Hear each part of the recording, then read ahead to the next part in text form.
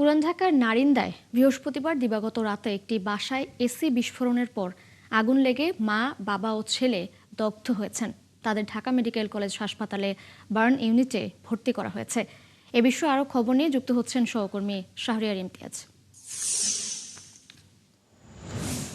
শাহরিয়ার, দগ্ধদের এখন শারীরিক অবস্থা নিয়ে কি বলছেন চিকিৎসকরা, জানাবেন।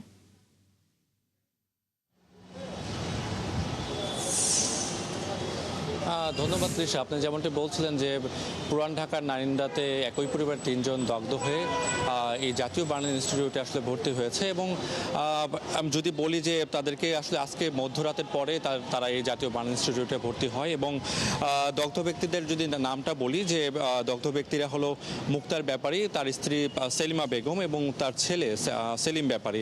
এবং আমরা এখানে যারা আবাসিক সার্জন আছে তাদের সঙ্গে কথা বলেছি। তারা যেমনটি বলেছে যে যিনি মুক্তার ব্যাপারী, যার বয়স ৫৫, তার শরীরের ২২% পুড়ে গেছে এবং তার স্ত্রী সেলিমা বেগম, যার বয়স ৪৫, তার শরীরের ২০% পুড়ে গেছে এবং একই সাথে যদি বলি তার ছেলে, যার নাম সেলিম ব্যাপারী, যার বয়স ৩৩, তার শরীরের প্রায় ১০০% অংশ পুড়ে গেছে। এবং এখানে ডাক্তার, আবাসিক সার্জনের যারা ডাক্তার দায়িত্বরত যারা ডাক্তার আছে, তারা যেটা বলছে যে ৩ জনের অবস্থায় আসলে আশঙ্কাজনক, যেহেতু মুক্তার ব্যাপারী এবং তার স্ত্রী সেলিমা বেগম, তাদের দুজনেই আসলে শ্বাসনালী পড়ে গেছে এবং একই সাথে সেলিম ব্যাপারী, যিনি ছেলে, তার শরীরে কিন্তু ১০০% অংশ পড়ে গেছে এবং ডাক্তাররা যেটা বলছে যে যেহেতু ৩ জনের অবস্থায় আশঙ্কাজনক, সেক্ষেত্রে তাদেরকে হাই ডিপেন্ডেন্সি ইউনিটে তারা এখন ভর্তি আছে এবং তাদেরকে নিবিড় পরিচর্যার মাধ্যমে তাদেরকে চিকিৎসা দেওয়া হচ্ছে। এবং আরেকটি বিষয় জানিয়ে রাখি, আমরা দায়িত্বশীল সূত্র থেকে জানতে পেরেছি যে একই পরিবারের ৩ জন সদস্য যে দগ্ধ হয়েছে, তারা আসলে